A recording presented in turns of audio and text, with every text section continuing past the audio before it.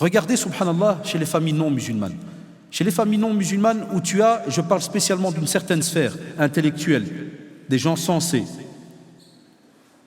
Tu trouves l'enfant, il est à l'école. Il y a la remédiation. Il y a l'hobby. Il y a un hobby. Ça veut dire qu'il y a un laps de temps où cet enfant est rattaché spécialement à une activité. Vous connaissez le système piano, musique, solfège, kada, sport et ainsi de suite. Il est actif dans le club théâtral, dans le club d'orthographe, dans la grande... Subhanallah. Pourquoi? Parce qu'on sait que cette personne a un but. Il ne veut pas que plus tard son enfant se retrouve de nouveau dans un degré, comme vous le savez, comme aujourd'hui, où le pauvre il va rôder dans le quartier pendant des heures et des heures, ce qu'on appelle les haïtistes, qu'Allah leur ouvre le chemin à la personne qui tient le mur, le haït. Et il est là, le pauvre, jusque, comme je disais souvent dans des conférences, un jour, à sa mort, on mettra peut-être une plaque commémorative. Ici, Abdel tenait le mur, et grâce à lui, alhamdoulilah, le H2, là, il n'est pas tombé. C'est tout. Mais je ne l'en veux pas spécialement à lui. Lui, il est la victime. Il est la victime d'un système. Et pas toujours dire, vous savez, nous, on dit toujours c'est la faute des autres. Moi, j'aime pas avec les discours toujours l'État, l'État, l'État. Non, même en Belgique, je leur dis. Quand il y a eu la loi qui a été votée chez nous, par exemple, contre le niqab, donc elle a été votée.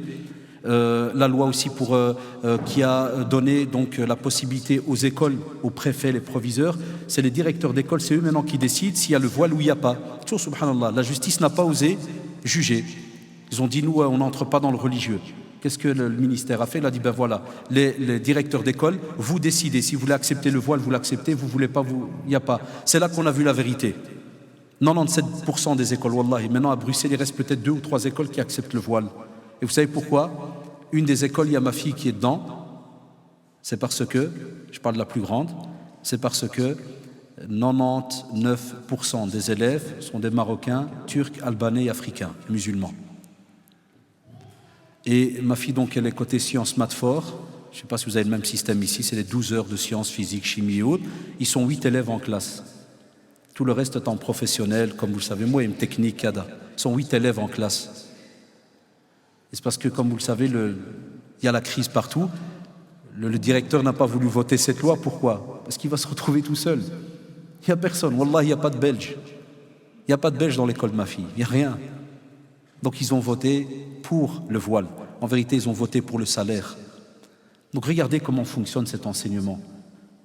Le musulman, normalement, structure cela. Alors à ce moment-là, en parlant de ce voile, par exemple, je dis souvent, ce n'est pas qu'une affaire de voile, parce qu'il y a aussi l'autre erreur, on dit toujours, le voile, le voile, le voile. Non, et les garçons? Vous croyez que le père aussi, ce futur père, Allah subhanahu wa ta'ala lui a pas donné une responsabilité. Il a le qawam, la responsabilité du couple. C'est pas une fierté, c'est une responsabilité. C'est pas un tashrif, c'est un taklif. Est-ce qu'il ne doit pas être formé aussi? Est-ce qu'il ne doit pas être au courant du halal et du haram? Il doit l'être aussi, comme doit l'être la mère. Donc, est-ce qu'on a un enseignement bouche-trou? Non.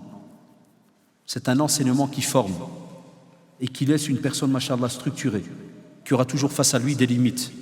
Et c'est pour cela que, subhanallah, l'islam a accordé une importance capitale vraiment à l'éducation. Vous savez pourquoi? Parce que chez nous, on a une éducation homogène en islam. C'est-à-dire que cette éducation s'occupe de l'esprit, de la raison, du corps. Elle s'occupe de tout. Même nos frères et sœurs convertis, par exemple, ils nous font souvent la remarque, on lui dit des fois, qu'est-ce que vous aimez dans le Coran, la Sunna et autres? Il te dit, subhanallah, ça s'occupe de tout. Il n'y a rien qui est négligé dans le corps humain. Même la raison, subhanallah, l'âme, tout est travaillé. Et tout cela en concordance. Ah, là maintenant on va commencer à arriver aux remarques. Tout cela en concordance avec la vie ici-bas et la vie dans l'au-delà. Toujours. Tout ce que vous faites, ya shabab, c'est rattaché à votre vie ici-bas et dans l'au-delà. Tu fais du bien ici-bas, tu auras alors le bon résultat dans l'au-delà. Tu fais du mal, tu auras un mauvais résultat ou un châtiment dans l'au-delà. Ta vie en tant que musulman est toujours régie avec ces deux pôles. Ici-bas et l'au-delà. De ce fait, normalement, dans un enseignement alors musulman, à chaque fois que l'enfant fera quelque chose, on lui dira « c'est bien parce que Allah subhanahu wa ta'ala est content de toi. C'est bien parce que c'est ce que Allah subhanahu wa ta'ala veut voir de toi. » Tandis que dans un autre style d'enseignement, on lui dira toujours « mais non, qui t'a dit qu'il y a un Dieu? Pourquoi tu vis stressé comme ça ?» Ben là, il y a une contradiction. L'enfant le matin, là, 5 petites minutes, vous savez, quand il se réveille vite fait, là, ceux qui ont des enfants, ils savent de quoi je parle. Il se réveille vite fait, encore drogué, il y a la moitié des yeux qui est collée, et il est là comme ça. Et vous avez remarqué, comme les poussins là qu'on fait grandir, dans ceux qui connaissent un peu les poulaliers, là, tu sors vite les poussins dehors. Quand ils sortent, puis ils picotent là vite fait, ils boivent vite leur truc d'eau, et puis allez hop, de nouveau on les remet dans les batteries pour qu'ils grandissent, et puis on se tape des œufs, puis à la fin, on debah et au revoir. Voilà, il se lève le matin, ses yeux sont collés, et ça va à la chaîne. Ils font la file devant la salle de bain, on les barbouille vite fait, vas-y, khmija, pantalon, tanta, il mange son petit cornflakes à 2 francs, là il remet son petit sac, il est parti.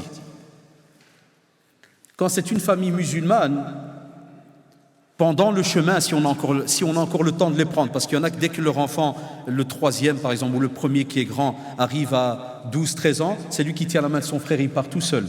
Normalement, les familles, on le prend avec et durant le chemin, on lui parle. Ça, c'est lorsqu'on a encore l'occasion de lui parler. Il y en a, wallah, qui dorment dans la voiture. Mais sinon, sur le chemin, tu lui parles. Crains Allah, mon fils. Allah yarda alik, fais attention. Tu verras peut-être des choses que tu ne peux pas voir. Et tu es au courant, je te l'ai rappelé. Tu vas entendre des choses que tu n'es pas censé entendre. Fais ton possible. Demande pardon à Allah, subhanahu wa ta'ala. Fais des rappels à tes petits amis. Dis-leur attention, on ne parle pas sur le dos des gens, on ne vole pas, on ne fait pas, on ne triche pas. Combien tu as de temps pour le rappeler ça? 5-10 minutes dans la voiture. C'est vrai ou pas, Chebab? 5-10 minutes là, pour arriver à l'école. Et regardez la contradiction. Est-ce qu'on soit logique? Moi, je veux que quand je pars, toutes ces petites idées que vous les gardiez en tête, que vous réfléchissiez, vous dites, tiens, subhanallah, c'est vrai, est-ce que c'est logique ou pas? Je peux me tromper, Allahu a'lam. Mais regardez, 5 petites minutes le matin, là, vite fait. Le soir, vous savez très bien, il vient, Abi, j'ai une dictée. Je dois étudier une poésie et je dois faire un travail sur les moustiques. Et ouais. Combien de temps ça prend? Minimum 1 heure ou 2. Et après, tu as avec la bonne famille musulmane qui vient avec un petit Coran phonétique. Allez, mon fils, on va lire. Et l'enfant, il est là à côté de toi. Wailon. Puis 2 secondes après, tu le regardes, il est déjà comme ça. Allez, je suis crevé. Je suis fatigué, je suis réveillé depuis 6h30 du matin. Et puis il arrive le matin, devant Jean-Jacques ou Jacqueline ou autre. Bonjour, oui, aujourd'hui on va parler du darwinisme. Grand-père vient du singe. Le quête, des fois, le pauvre, il est là. Moi, je vous le parle parce qu'en tant que prof de religion, donc dans les écoles de l'État à Bruxelles, on nous a convoqués à l'université de philosophie de Namur, comme pour nous calmer, pour nous dire, écoutez, s'il vous plaît, on sait que chez vous, il n'y a pas de Darwin, il n'y a pas de singe, il y en a que sur les arbres et autres, mais bon, s'il vous plaît, faites avec nous mollo, avec les élèves, comme pour dire, Zama, que tu dois dire aux enfants, tchouf, ton grand-père, c'était pas vraiment un singe, mais il était presque un singe, mais il n'était pas vraiment. Il montait des fois dans les arbres, quand il pleut, ou là, quand il y avait des tonnerres, mais il restait pas beaucoup dans les arbres. Mais il faisait des tours dans les arbres des fois. Comme ça, l'enfant, il entre moitié-moitié. Même s'il entend à l'école qu'il y a eu des arrière-grands-parents qui étaient des singes, il te fait « Ah ouais, moi aussi, chez nous, au Maroc, ils montaient dans les arbres et tout. » Alhamdoulilah, ça va. Il est intégré petit à petit à la notion de l'évolution et ainsi de suite. Non, subhanallah. Qu'est-ce qui se passe? Toi, tu lui as donné ces 5-10 minutes là dans la voiture ou bien le soir quand il était à moitié réveillé. Et puis le lendemain, on l'accueille, on lui dit « Écoute, voilà...